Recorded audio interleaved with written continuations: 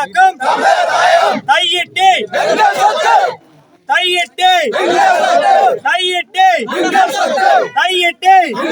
இந்த இலங்கையினுடைய பௌத்த சிங்கள பேரினவாதத்தின் இராணுவ அதிகாரத்தின் வெறித்தன்மை இங்கே நாங்கள் அவதானிக்க. மக்களுடைய காணியில் அத்துமீறி கட்டப்பட்டால் சட்டத்தின் பிரகாரம் அது உடைக்கப்பட வேண்டும் என்பது உண்மையான விடயம்தான். அது மக்களுக்குரிய உரிமையும் கூட. இப்பொழுது நூற்றுக்கணக்கான ஆண்டுகளாக இருந்த அந்த ஆலயங்கள் இல்லாது அடித்து நொறுக்கப்பட்டு அழிக்கப்பட்டு இருக்கிறது. கல்லின் மேற்கல் இல்லாதபடி இந்த இராணுவத்தினர் 2010ஆம் ஆண்டுக்கு பின்பு அவற்றை நிறைவேற்றி இருக்கிறார். திட்டமிட்டு நிறைவேற்றப்படுகிற பல்வேறு அழிவுகள் இன்னும் நிகழ்ந்து கொண்டிருக்கிறது. புதிதாக ஒரு புத்தர் சிலையை கொண்டு வந்து நிறுவ காலையிலே முற்பட்ட பொழுதுதான் மக்கள் இன்னும் எழுச்சியாக இந்த இடத்திலே ஒன்று கூடியிருக்கிறார்கள். வடமாகாணம் யாழ்ப்பாணத்திலே தையிட்டி விகாரைக்கு அருகாமை நிற்கின்றோம். இங்கு கிட்டத்தட்ட 3 ஆண்டுகளாக மக்கள் போராட்டம் செய்து வருகின்றனர். மக்களின் காணிகளில் கட்டப்பட்ட விகாரை உடனடியாக அகற்றப்பட வேண்டும், மக்களின் இதற்கு தங்கள் காணிகளை கையளிக்கப்பட வேண்டும் என்ற கோஷங்கள் எழுப்பியவாறு மக்கள் ஆர்ப்பாட்டத்தில் கிட்டத்தட்ட 3 வருடங்களாக போராடி கொண்டிருக்கிறது. இந்த போராட்டத்தின் இறுதி வடிவமாகவும் ஒரு புது வடிவமாகவும் 2026ஆம் ஆண்டு முதலாவது போராட்டம் ஆரம்பமாகியிருக்கின்றது. இங்கே பலதரப்பட்ட மக்கள் கலந்து கொண்டிருக்கிற அமைப்புகள், பொது அமைப்புகள், கட்சிகள் என்று பல மக்கள் தான் ஒன்றிணைந்திருக்கிறார்கள். இந்த போராட்டத்திலே அரசியல் தலைவர்களுக்கும் சில மத தலைவர்களுக்கும் சில அமைப்புகளுக்கும் தடை விதிக்கப்பட்டிருக்கின்றன. இருந்தாலும் குறிப்பிட்ட அளவு மக்கள் தங்கள் போராட்டத்தை நடத்தி கொண்டிருக்கிறார்கள். முக்கியமான விடயம் என்னன்னு சொன்னால், என்றுமில்லாதவாறு 3 வருடம் நடைபெற்ற இந்த போராட்டத்திலே இன்று ஒரு புதிய நடைமுறையை இலங்கை அரசாங்கம் காவல்துறையினர் கொண்டிருக்கிறார். அதாவது போராட்டத்துக்கான வரும் பாதை நுழைவாயிலே பதிவு நடைமுறையை மேற்கொண்டிருக்கிறார்கள். உண்மையிலே இதுவரை காலமும் இந்த 3 ஆண்டுகளாக அப்படி எதுவுமே செய்யவில்லை. ஆனால் இந்த முறை 2026ஆம் ஆண்டு 3 ஆண்டுகளின் போராட்டத்தில் ஒரு மாற்றம் ஏற்பட்டிருக்கின்றது என்பதை விட ஒரு அழுத்தம் ஏற்பட்டிருக்கிறது. இலங்கை அரசாங்கம் ஒரு புதிய யுத்தியை கையாளுகிறதா என்ற ஒரு எண்ணப்பாடு கூட இங்கே தோன்றப்படுகிறது. என்னன்னு சொன்னால், இதுவரை காலமும் இல்லாதவாறு இன்று போராட்டத்துக்கு வரும் பாதையிலே இலங்கை காவல்துறையினர் தங்கள் பதிவு நடைமுறைகளை மேற்கொண்டிருக்கிறார்கள். ஐசியை வேண்டி பதிகின்றார்கள், டாக்குமெண்ட்ஸில் வேண்டி பதிகின்றார்கள். உண்மையிலே இது ஒரு மக்கள் மத்தியில் ஒரு அச்சத்தை ஏற்படுத்தி இருக்கிறது சொல்ல வேண்டும். தையிட்டி திசவிகாரை அடாத்தாக வன்முறையாக தமிழர்களுடைய நிலத்திலே அமைக்கப்பட்ட விகாரையை அகற்றுமாறும் அந்த காணிகளை தங்களிடம் ஒப்படைக்குமாறும் கோரி அந்த காணி உரிமையாளர்களும் அவர்களுக்கான ஆதரவு தெரிவிக்கும் வகையிலும் மக்கள் என்று ஒன்று திரண்டு தங்களுடைய கோரிக்கைகளை முன்வைத்தபடி இருக்கிறார்கள். மத தலைவர்கள் மற்றும் பாராளுமன்ற உறுப்பினர்கள், பல்கலைக்கழக மாணவர்கள், பொதுநல விரும்பிகள் என்று பலரும் இந்த இடத்திலே ஒன்று கூடியிருக்கிறார்கள்.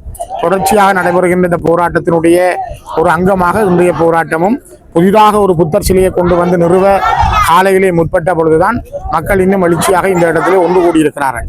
தொடர்ச்சியாக வடக்கு கிழக்கில் தமிழர்கள் வாழுகின்ற பிரதேசங்களில் புத்தர் சிலைகளை வலுக்கட்டாயமாக இடங்களிலே ஆக்கிரமித்து வைப்பதும், அந்த இடங்களை பிறகு தனக்கு சொந்தமென அறிவிப்பதும், அதிலே சிங்கள குடியேற்றங்களை மேற்கொள்வதும், சிங்கள மயமாக்கலை மேற்கொள்வதற்கான ஆயத்தங்களை மேற்கொள்வதுமாக இந்த மாறி மாறி வருகின்ற அரசுகள், இப்பொழுது இருக்கிற அரசும் சரி, அதே விடயங்களை கையாளுகின்றார்கள். இந்த விடயங்களுக்கு எதிரான அறவழி சார்ந்த ஒரு நியாயபூர்வமான போராட்டம் தான் இந்த இடத்துல நடைபெறும்.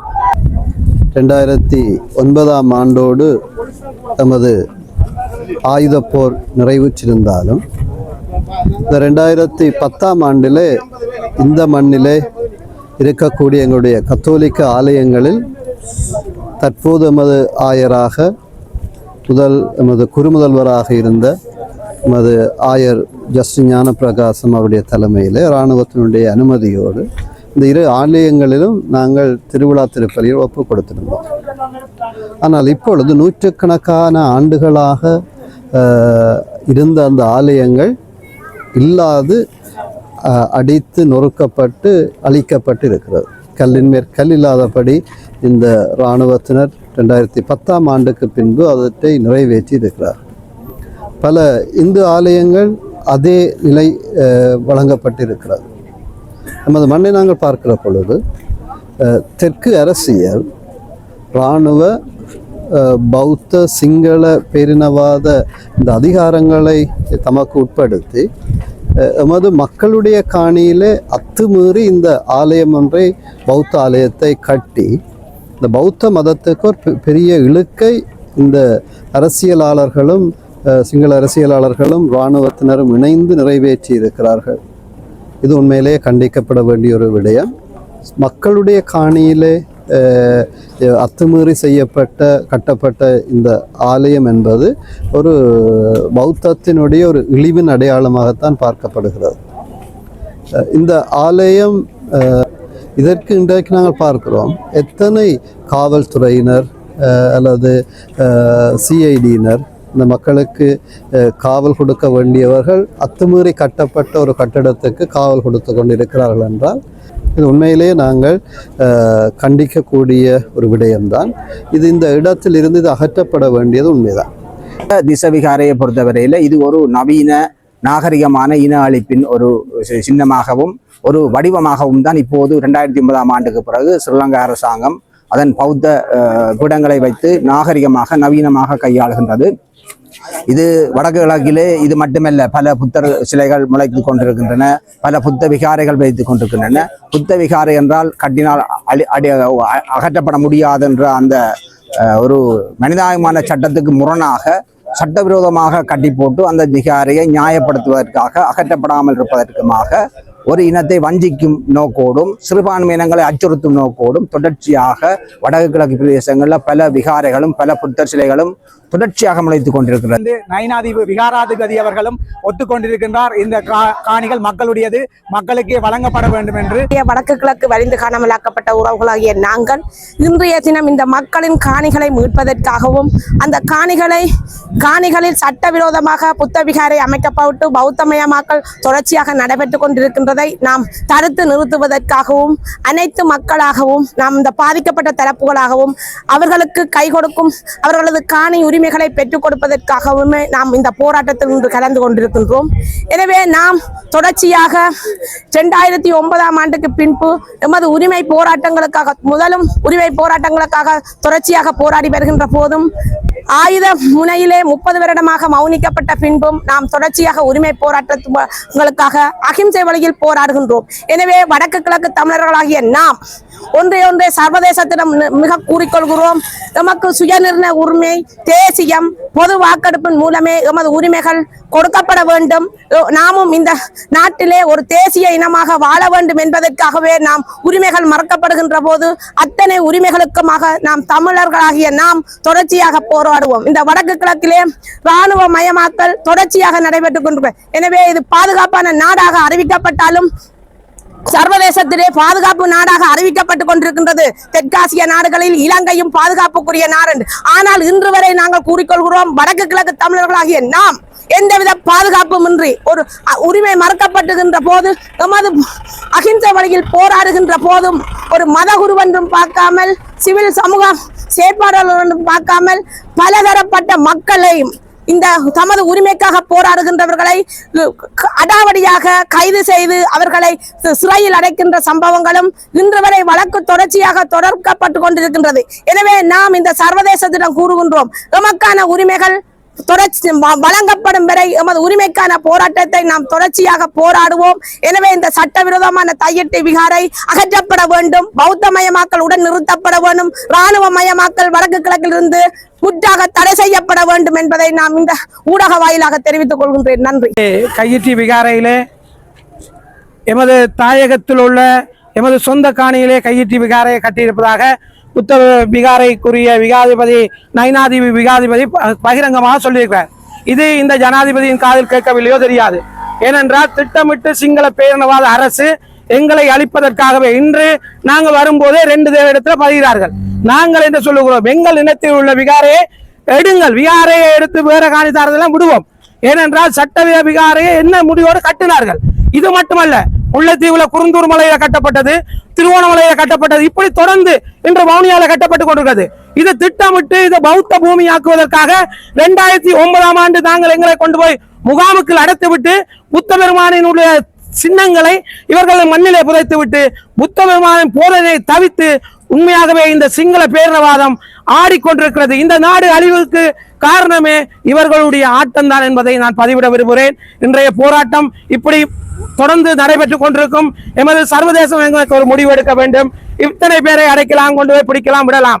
ஆனால் ஜனநாயக முறையிலே போராட்டம் நடக்க வேண்டும். உண்மையாகவே எங்கள் அயல் நாடான இந்தியா கண்மூடித்தனமாக ஒரு வெள்ளம் வந்து இறங்குற இந்தியா இந்த பிரச்சனை தமிழ் என்ற பிரச்சனை 1987 ஆண்டு இலங்கை இந்தியா ஒப்பந்தத்து பிரச்சனை ஒரு மாநில சுயாட்சிய வடக்கு கிழக்குல இணைந்து இந்த புத்த சின்னம் எங்களுக்கு தேவையில்லை.